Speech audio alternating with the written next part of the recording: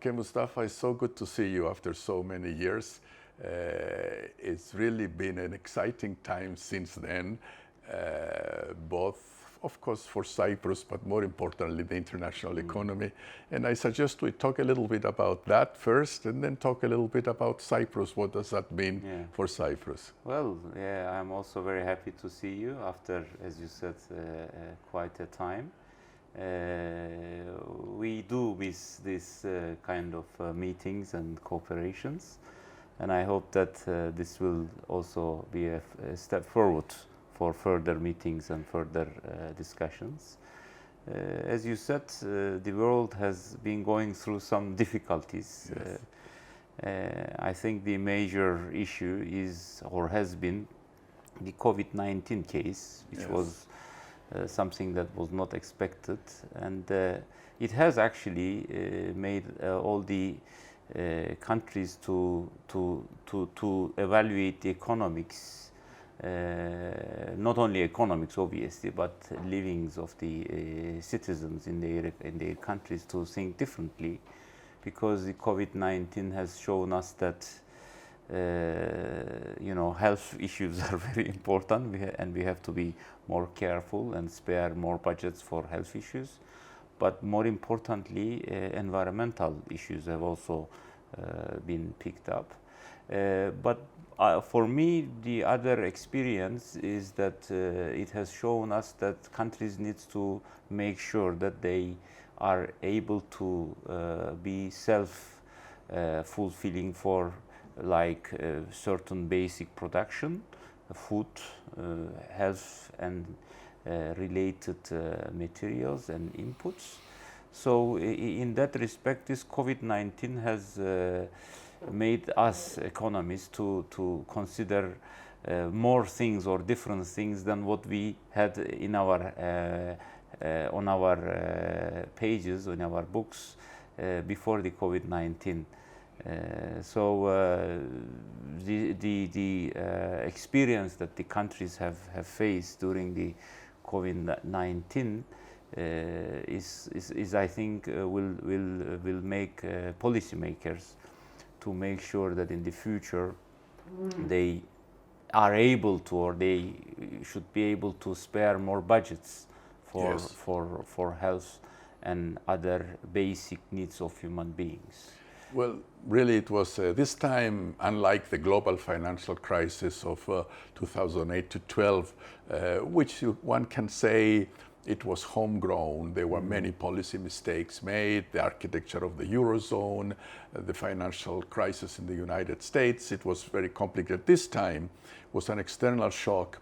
And like you said, in many ways, it has helped rehabilitate the role of government, because this time governments all over the world decided that they were going to deal with this problem first, as you say, by listening to the experts in the health sector and doing the kind of things that were suggested to them, closing up the economy, doing this, that, the other, but also spending a lot of money. I mean, if somebody told us when we were working together in the beginning of last decade that the external debt of all these countries would go to 100 and 150, that central banks would buy government debt to help, in one sense, monetize debt. Unprecedented expansion. In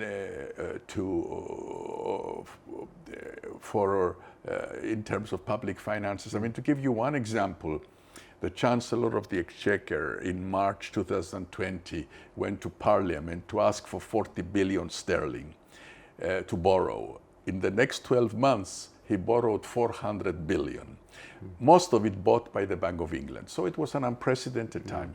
Now, of course, Mustafa, and then perhaps we can get into that, we are living the aftermath of that, because when we thought that we perhaps dealt more or less with the COVID crisis, then we had the Ukraine-Russia crisis. That has meant that energy prices are up, food prices are up. And in addition to that, we have the impact of all that spending on inflation. So when we were used to, for 40 years of price stability and very low interest rates, even negative, all of a sudden now, we are living in inflation of almost 10%. Yes. And this holds true throughout Cyprus also. In some places worse than others. The exchange rate, in the case of the Turkish lira that is floating, it has meant very serious trouble. So these are very difficult times, and now they are trying to perhaps deal with that problem by raising interest rates and perhaps causing a recession. Yes, I think this is one of the major main issues that is going to be have to be dealt with the countries. As you said, with the recovery, we had kind of a shock. But actually, when we were recovering, there were obviously certain problems with the supply chain. Yes. Those bottlenecks were creating some problems, which was causing the prices to go up.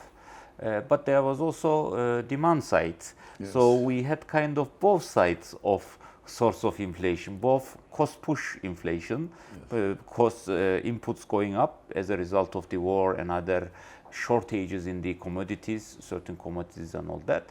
Because of the COVID, manufacturers have moved their concentration on, for example, the chip issue. Yes. Towards telephone and other issues, not automobile and others. Yes. But when there was a recovery, there was a huge demand for this, but the manufacturers did not have the means to supply this. So there were both demand and supply side shocks, and this obviously caused this inflation.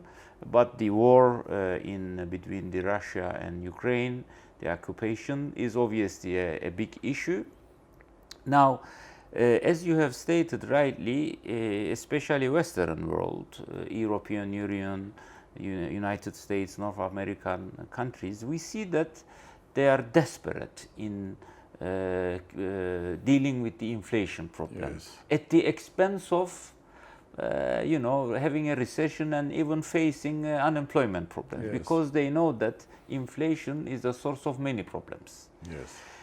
But to deal with that problem, my one concern is that, as you rightly stated, they are increasing the interest rates to calm down the demand for loans and all that. But as a result of this increasing the interest rates, unfortunately, countries that are fragile and are dependent on external funding and support are going to face problems, and they have already started facing problems, because rises in the interest rates in the Western world has attracted the funds flowing towards Europe and mainly North America, United States.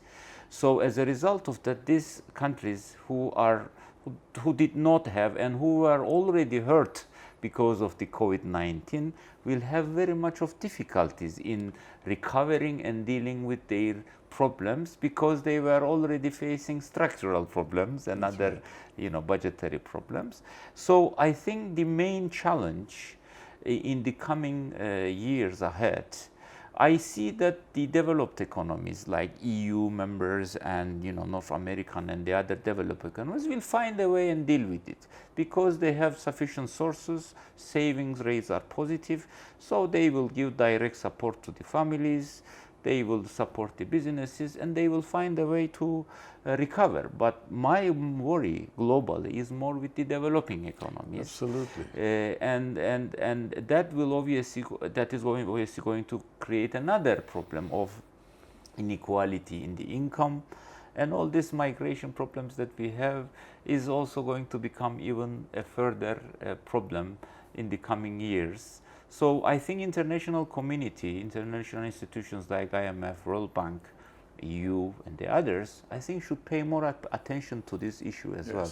I think they're doing it. The international organizations like the World Bank and the IMF are very worried about this very problem that you talked about, that servicing the external debt and certainly having access to new debt to create fiscal space so they can help.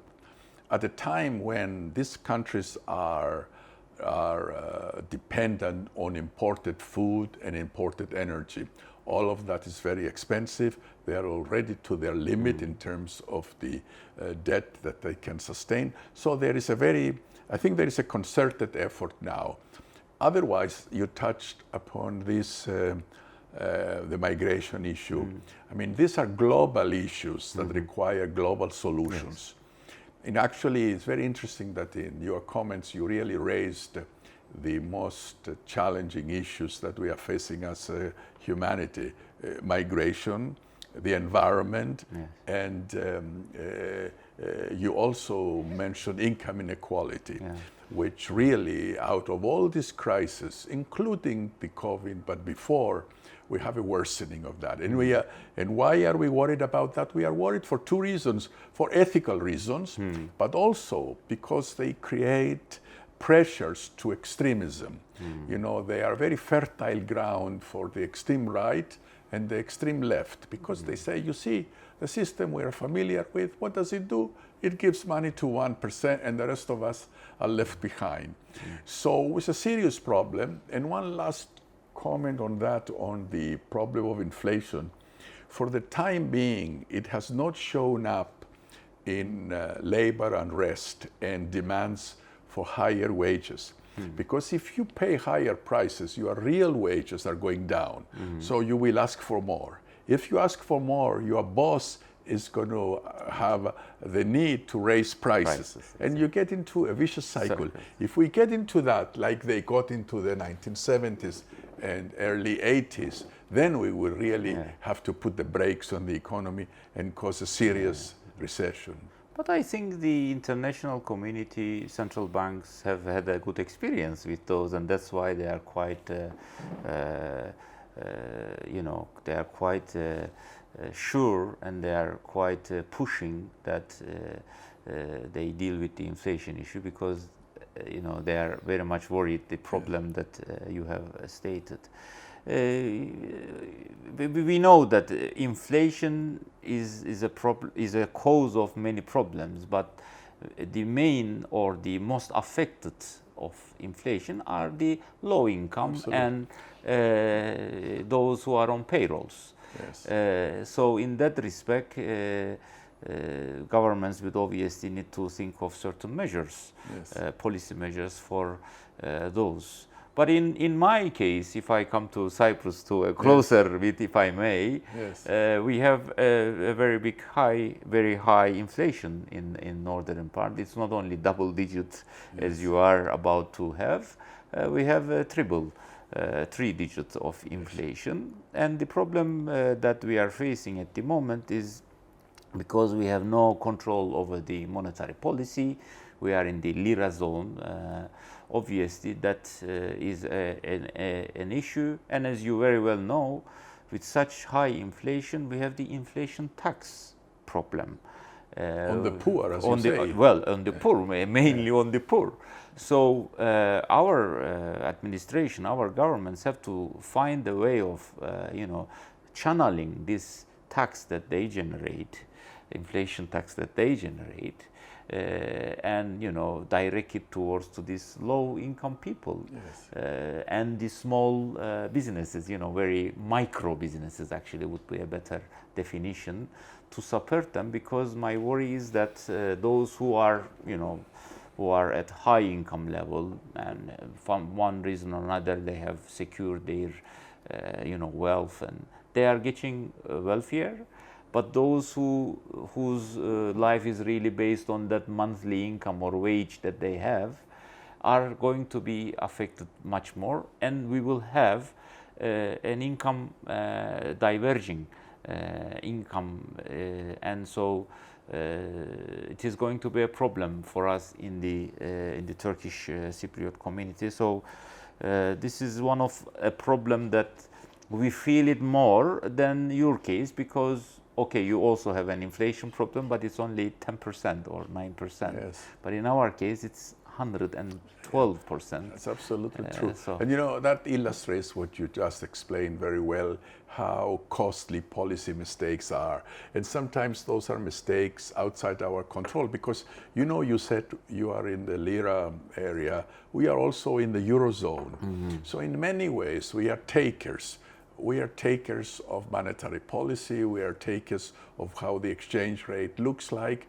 And at the same time, we are also obliged to do what you just said, to try to help the vulnerable groups. And the secret there is to do it without affecting price signals. What do I mean by that? Energy is now more expensive. People should know that.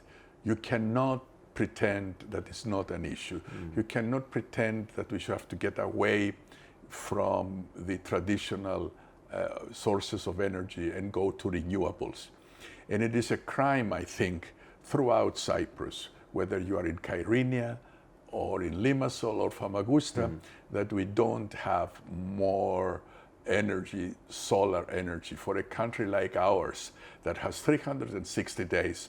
And you know, they have overcome the problems of storage now, and it is really, we should now really be singing along as other countries worry, because we have independence of, so yes, help the vulnerable groups, but let the price also reflect the scarcity. So people drive less, and they waste less energy on things that they could. That's extremely important. Another thing that we have learned, and I'll be interested in your experience also, we had relied too much on Russian tourism. About 30% of our tourists, Mustafa, were from Russia. All of a sudden, that has come to zero after February 24. Now, the Cypriot entrepreneur has shown again his skills. We now have tourists from Poland, from the Czech Republic, from Germany, and we are doing reasonably well. But this has forced us to diversify. The same as when the energy price came up, is forcing us now. A lot of people are now looking to find alternative sources like photovoltaics. I'm not sure these two things, how they are playing out in the north. Yes. Well, you have really come to some very important and very hot topics. In the north, unfortunately, we had already energy supply problem, because our infrastructure and production of energy was not good enough to meet the rising demand. We have approximately 350 megawatt of establishment capacity, and the rising demand obviously is not met by that. So we were already facing problem, but with the energy prices going up, and unfortunately we are using a very old energy. We are burning fossils basically, which is not very good. We have made good investment to solar with the help of the governments. There has been some subsidy by the government via loans for businesses and manufacturers. As you know, for them, especially touristical hotels and the others and manufacturers, the main cost is electricity, to about 70 to 80 megawatt, which is not bad. But as you know, you cannot increase the renewable energy endlessly, because it depends when the sun goes down, you know.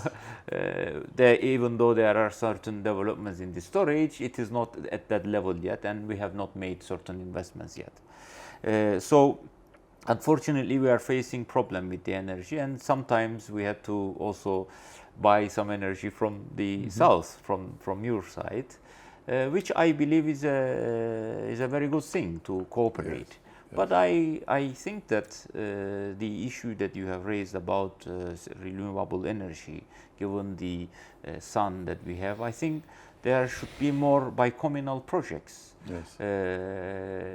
to invest in solar or other renewable energy projects which could benefit us, and so that we should be able to increase the interconnection between the two communities and two sides. I think that can be one of the projects that no one would be against to, because we are on an island and we don't have interconnection linkage to the mainlands. One idea, building on what you said, that you can explore, I don't know what the Turkish expression is in our vocabulary. we call it the dead zone, meaning the neutral zone in between the two. If one can think of installing in that panels in the areas Yes. that is in the plain area, and using the energy to provide both sides, that could be a project. Super project. There were some ideas for that. I read in some papers, but I don't know to what extent it is kind of they are working, continuing to work in it, because we have a good space. Yes. The airport area and the other regions, which are Yes. quite And flat, it's flat, and, yes, flat yeah. and quite fertile for that investment. So I think that could be a very good project, and it would also improve and increase the interaction of two Yes, communities and build trust and build mutual. trust, Yes. because unfortunately we haven't doing much well on the Yes. We need trust to do confidence better, yes. building measures. Unfortunately, because we have worked a lot on these issues in the bicommunal talks, but we are not doing very well. I mean, we have to be that's right. honest. We are not doing very well. It's true. We have to. One other area that I'd be interested to compare notes with you. One of the mistakes we made was to concentrate too much on the construction sector.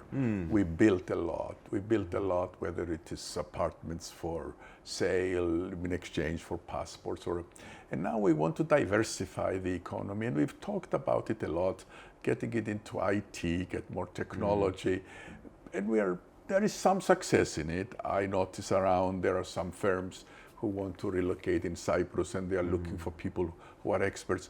But how well are you doing in terms of getting away from the traditional sectors? Unfortunately, I'm not very positive on that issue, but there are quite a lot of talking about these issues. We realize that it is not sustainable to rely mainly on the construction.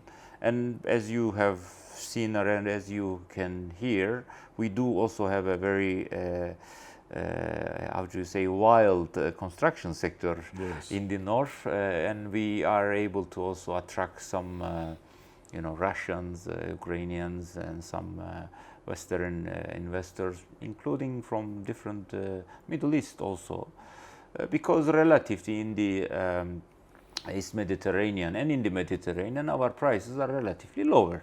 So in that respect, it's quite an incentive for investors to buy a flat that worth less than 80,000-60,000 euros in a very nice close to beach. But we are aware that it is not something that we can rely on, and we should really divert our energy and our sources towards technological items. We also are proposing to policymakers that we have some universities in the north, as you know. We are not, we are trying to develop. We are new in this stuff, but we are not doing bad. I mean, in terms of research and all that, we are in certain rankings. We are pushing the administration to try to create more link with the sector, to help us talk more and cooperate more with the sector. So university sector industry relations. So we believe that is the way to go in creating new opportunities for investments in IT and other new technological items, because at the end of the day, scholars, researchers are in the universities. But obviously we face some difficulties in attracting funds for making such research. Given the public finances and the fiscal position of the government, they are not really in a position to support such projects. But I think that should really be the way to go. The other thing that we think is important, and we should be concentrating more, is tourism, but not mass tourism.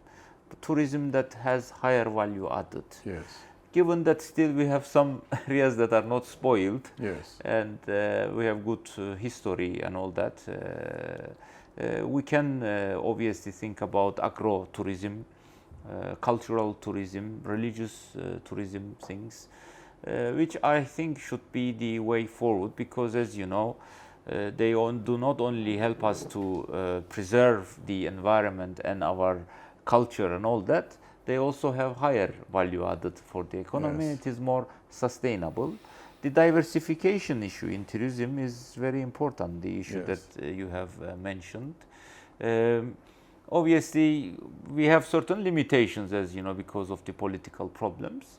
But they are trying. We try to spare some funding to support at least the transportation bit, because Yes. it costs a lot for the tourists to come here with a touchdown in Turkey. Yes. But diversifying to different economies, different countries for attracting tourism is obviously Yes. important. On universities, we have a similar experience. In fact, one of the success stories, in addition to the University of Cyprus, that is a state university, we have had a number of private initiatives like the European Nicosia University and Frederick that are doing reasonably well, attracting good students, good professors. Where we are doing less well is exactly what you described, and I am myself a member, actually the chairman of a committee for the economics faculties in the University of Cyprus, trying to do that, to create exactly what you said, create better links with industry, but also society, have the people at university come and take positions on important economics issues in an independent way. This is not being pro or against anybody, it's saying what makes a lot of sense. So that's an area where we have done very well. And actually Nicosia, if you want to say what are the attractions of Nicosia, I think the university community, the learning is part of it, and it's a very important. Similar to that, and perhaps you can also tell me what is happening in your part of the world there. In the health sector, we have been doing a little better now with the national health system that has a secure clientele. We had a number of hospitals improve, doctors coming together, some foreign investors. Two of our universities, of the hospitals, the Apollonion and Areteion, have been invested in by funds who are looking at it. They look at the financial parts of it, but together with it, they bring more money, they bring upgraded services. So education and health, and that makes sense because Cypriots they attach value to education. Exactly. And good health is something that we are all entitled to. Exactly. We should be. So these are two important sectors. It attracts some people coming back because, and I will raise another topic that thing we have in common, many of our young people choose to stay abroad. After I don't know what your son will do once he finishes his medical stuff. You know, he'll ask himself, do I go to a nice British hospital and have all the facilities I need, or do I go back and fight with bureaucracy? That will be a tough choice. Yeah, well, this is very important. And in addition to what you said about the health sector, I mean, in general, personal services is an issue that is rising up. Yes. It's a reality that we have an aging population, and it's a matter of the world. So in that respect, I think Cyprus can not only servicing and looking after its citizens, but also to foreigners, also to as a like a not tourism, but you know a continuous tourism, you know, for 10 months. So in that respect, there are certain investments in North for health sector. We have Nearest University who has built a very big hospital, and they have because they have the medicine school there. They have also built a very big hospital, and they are attracting good patients, and they are doing good job. They have also another university in Karinya University. They also have a very specialized hospital, and they get to attract quite a lot of patients locally as well as abroad. So there are certain investments on that issue, but in addition to that, they are trying to turn this into health tourism.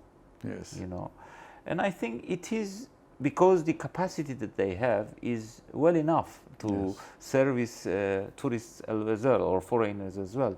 And I think it does fit Cyprus. It is suitable for Cyprus. So in that respect, we do have some investments, but it is evolving. It is Yes. evolving, and we hope that it will be better because and what I believe, to the point that you have come with the issue of bureaucracy and all that, you know, when I first came back and I started, dealing with economic issues, the first thing I heard that we need to do a public reform. Yes. Now I am here for the last nearly 25, 30 years. Still, we are trying to do a public reform. Yes. A reform in the public administration. I think it should be something that, for me, we should just leave it aside.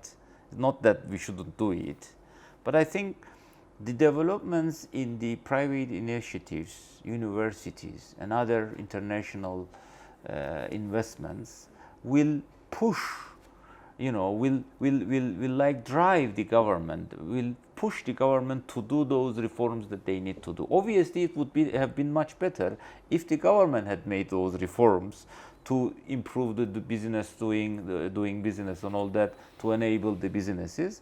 But it seems that they are not. Yes. So now they are actually pulling the government to do certain reforms.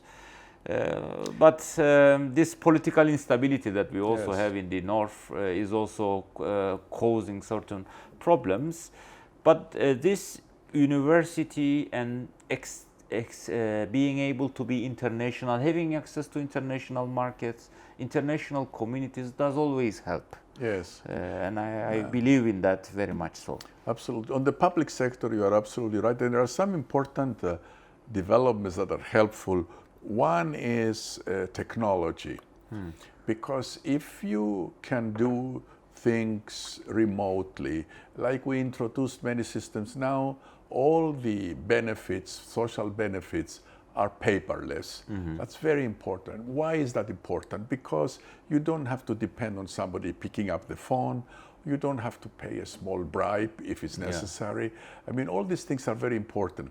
But some basic reforms, like for example, Mustafa, I cannot understand why public servants are resisting a good evaluation system. I mean, why shouldn't you want to know how well you are doing in relation to somebody else? So we get away from this. Everybody wants to be lazy. Why should I do more than my neighbor if I don't get anything in return? So that's something. So an evaluation system, a promotion system that is based on that, perhaps even a salary increase system that is based on that. Technology everywhere, by the way, that holds true of the banking system. If you are not technologically alert, you're going to stay behind. You're going to lose the payment system. So we are being helped by the fact that the world is moving fast. And if you just walk, not even stand still, you're going to be left behind. Exactly. You have to run. You have to run just as fast. And the pressure coming from the private sector, you are absolutely right. It puts pressure. It's more demanding. We have now a minister of technology and innovation, and that helps a lot. In Greece also, they have a very capable man that I was just there, and I am amazed how much progress was made. It's not rocket science. You need a little bit of political will. You need the president to say, I am supporting you. If you're going to do this, I am with you. If other ministers don't do it, I'll tell them, do it. So it is important to make progress, and I am with you there. I also, and in my previous work, I have worked on a lot of public reform projects, and it's very difficult to see the results. But things are getting better. I tell you, there are more quality jobs being offered now to young people related to IT, because then you don't need to do major investments. I think in non-bank financial services that also is evolving.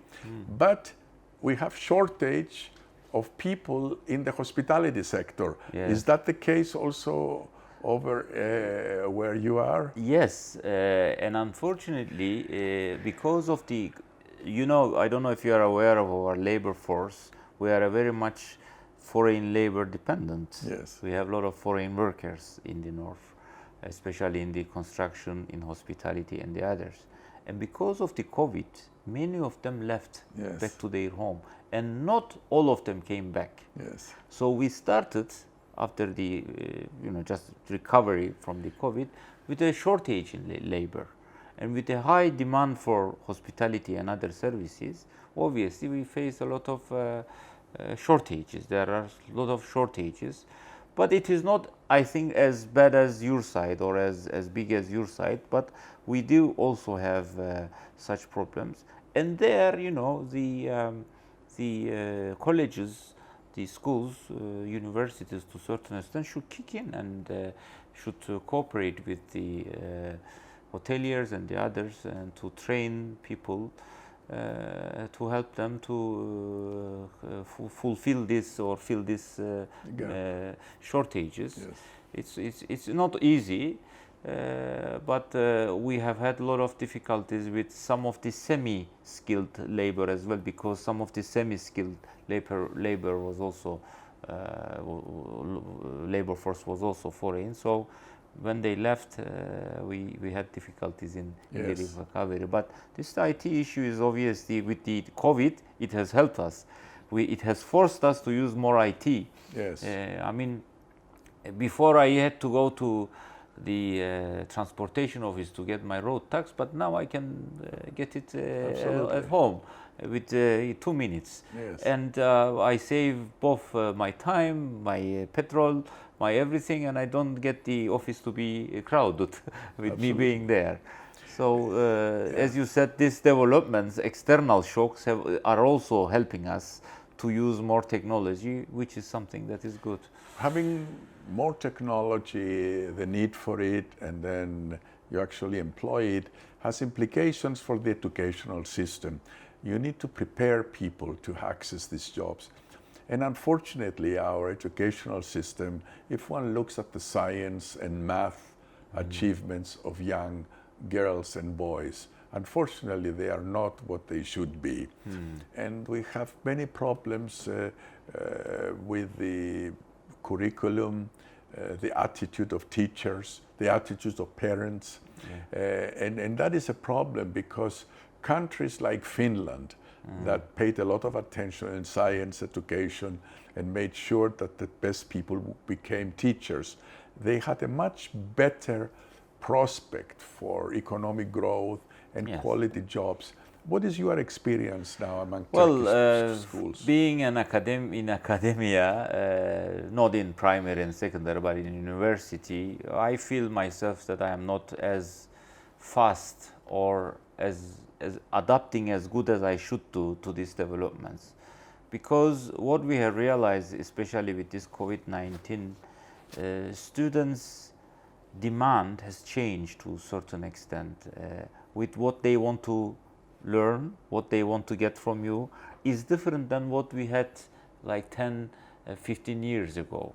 So as you rightly put it, I mean, we really need to work more on the curriculums and really understand what should be the learning outcomes from the courses that we teach and we lecture.